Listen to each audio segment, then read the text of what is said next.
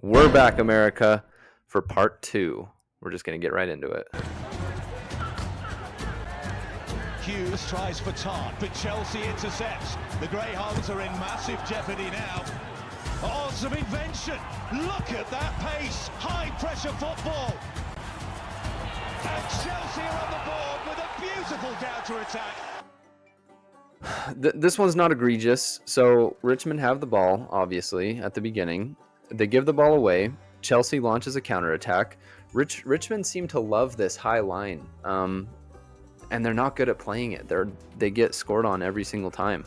So Chelsea play that ball. Here's, I think, my major problem with this clip. So that ball gets played forward, and despite Richmond having a high line, they are hesitant to pressure the ball. This guy should be, so the striker that receives it and chests it down to his teammate, in a real Premier League game, he is getting absolutely fucking manhandled by his center back in real life. The center back needs to make it so difficult for him to, this is what we would call a hold-up play. So a number 9 or a striker, prototypical striker will be good at receiving the ball under pressure and holding on to it and laying it off for someone to create a little bit of movement, create a little bit of space. That's what this striker is doing, but he's receiving almost no opposition from his defender. But what I really don't like about this scene is just observe the pace, especially right there when he's through on goal. I'm not seeing sprinting, I'm seeing jogging. This does not look fast enough. It doesn't look right.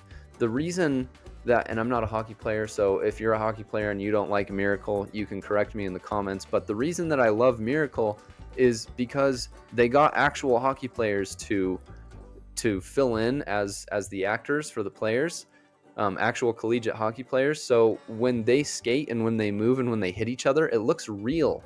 It looks right. These guys, like, yeah, they can play, they can make passes, they can do little dribbling tricks, but they do not look right when it comes to the pace of the game. And it's so disappointing. Okay, this is just lazy. So Arsenal have the ball. Number 10 receives the ball on the wing. He crosses it, and this is sort of a blink and you'll miss it sort of a thing. So when he crosses it, pay attention to the positioning of the striker that scores. He's approaching the penalty area, but he is most definitely behind. If we're talking about, lengthwise, he is most definitely behind the Richmond defender right here. Like a half step behind him. Okay. Next frame, when he actually hits the ball and scores, he's at least a step in front of him. What the hell? Why? It's just lazy. How did nobody rewatch that and notice something was wrong? It took me 1 second to notice something was wrong, and then I went back, and on the second viewing, I was like, oh, it's because he teleports, or the defender teleports, or someone. I don't know, someone's teleporting, someone's a witch in this clip, because he was behind, and then all of a sudden he was a step in front, and it looks like, I think this guy's name is Bumbercatch, his character's name. It looks like Bumbercatch is running at the exact same pace that he was in the previous frame, and the Arsenal striker is not, yet somehow the Arsenal striker has ended up a step in front. Explain that one to me. It's just lazy. Okay, center back receives it. Looks like he's going to play it long. He spies the run of Jaime. There goes Jaime making his run. There is no goddamn way Jaime was onside. I don't care how fast you are not creating a gap that big in that small of a window. So we see Jaime starting to make his run right here, and then it's played. 1, 2, 3. Look how far in front of the defender he is, and no one saw the trajectory of this ball. He's at least 10 yards in front of the last defender, and they're still playing their line, their offsides trap line. What? Why? How did he get past them that fast? There is no way that Jaime is not offsides. This looks so wrong. It looks so wrong. And even if it's right, even if something like this has happened in the real Premier League because someone is just that fast, okay, that's fine, but you need to show it happen. You need to show it from a wider angle in order for me to believe that Jaime is not offside. So when you start by showing the center back making that pass, and then you cut to all of a sudden Jaime is 10 yards in front when in the previous, when 2 frames ago, he was making his run and still behind the last defender. The next time we see Jaime, he's 10 yards past the last defender. That looks like he's offsides. That's where everybody's mind goes that knows this game.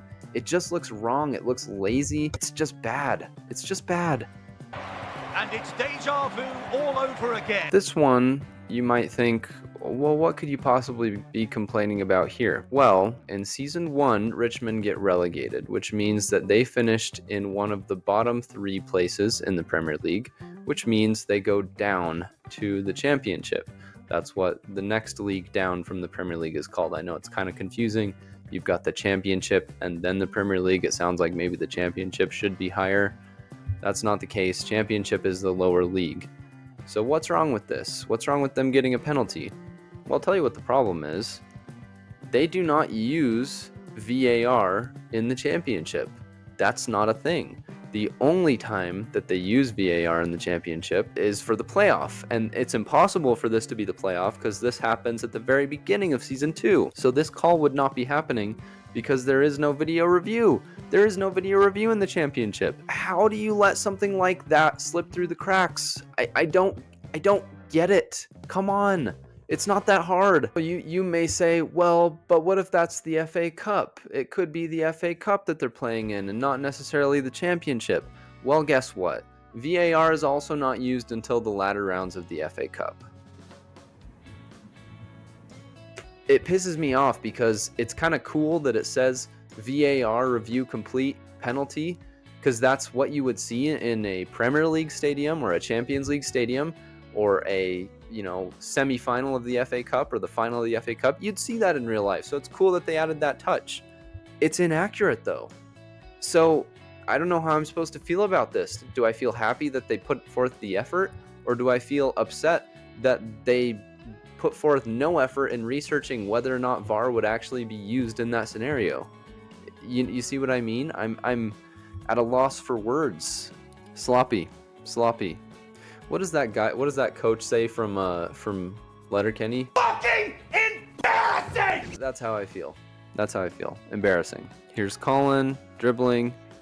Okay, where is he? Okay, you can see the edge of the box right there. You can see the box from here. It's really difficult to tell where he is by the angle, but if I'm totally, just throwing out a guesstimate, 25, maybe 30 yards to the box, he takes 3 touches forward. It cuts to him. 1, 2, 3. Another 3 touches forward. 5, 6, 7, 8.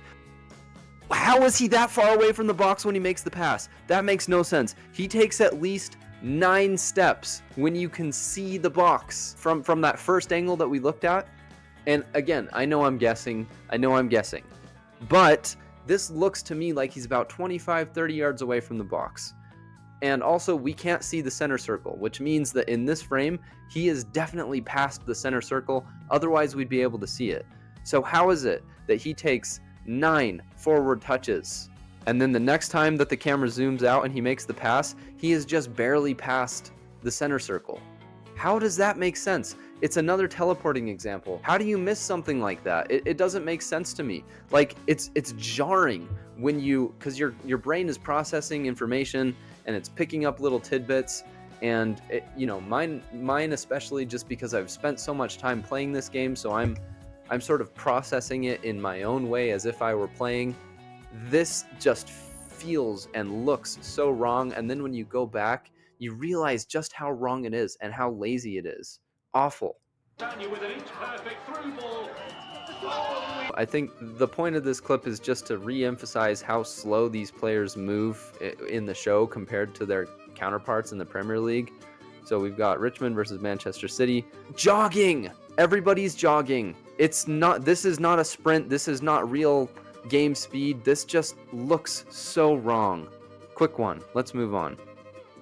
This is another example. And again, I will show you clips side by side so you can see how fast the Premier League actually moves.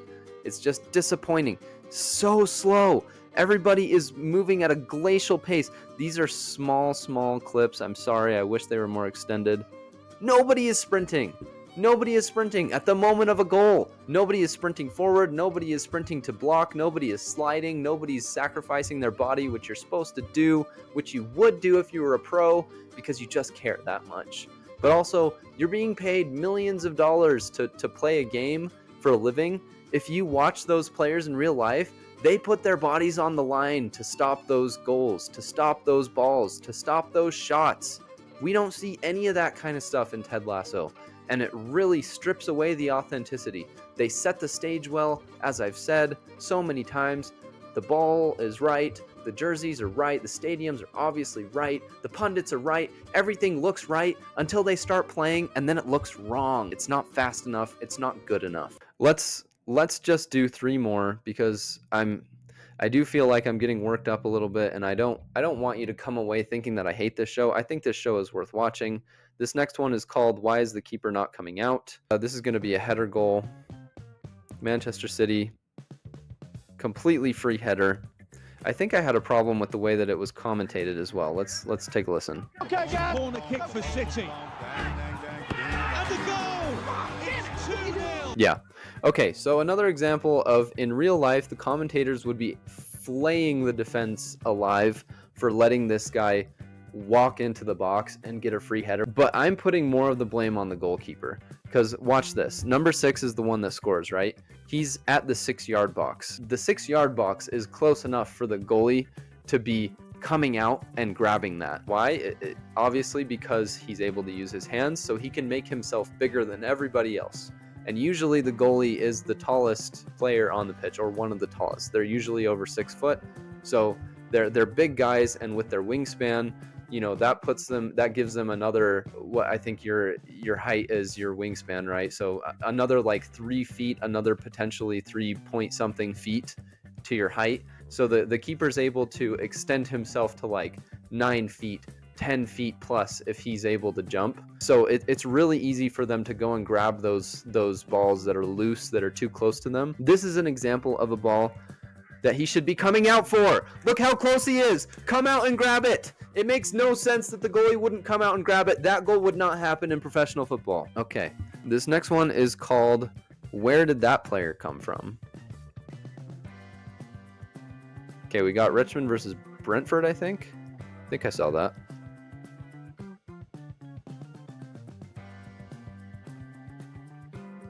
All right.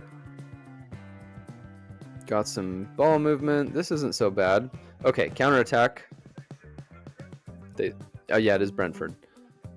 Okay, here he comes. Okay, yeah, I remember. Look, number 8. I think that's number 8. Hard to tell with the stripes. He has the ball on the wing. We've got another player that is probably offsides. Number 8 is going to cross it. Where did he come from? Where was he? He was nowhere in sight when we saw that cross made. Where is that? Where is he? Cross goes in. Where the did he come from? Excuse me? And that's another one where, like, if you're just watching the show for fun, something looks wrong. Something, because you're like, wait, what? How did that happen? Yeah, he just apparates. That's a fucking Gryffindor right there. He just learned how to apparate. He has apparated his way onto Brentford's pitch and is now scoring a winning goal for them. Cool. Just cool. Bullshit. Okay.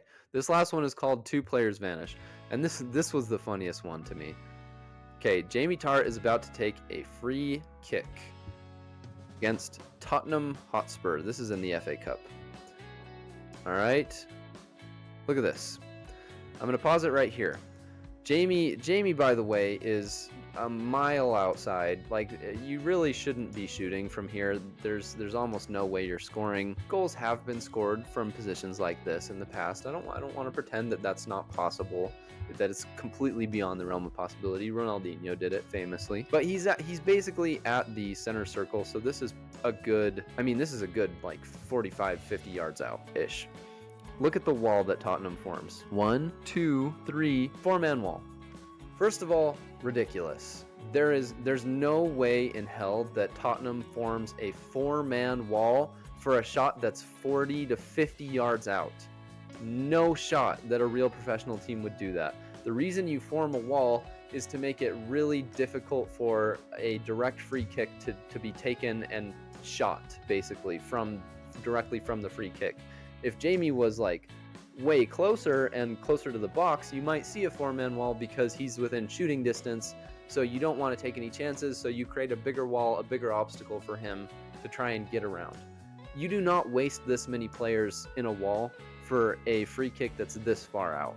First, that's not happening for what I hope is an obvious reason, because if Richmond decide to send more players forward to get involved in this free kick and maybe get themselves into the box, you have now committed so many players to being in a wall, and now they can't help. So if Jaime were to swing this out to the wing, for example, you have these two players right here that are basically uncontested.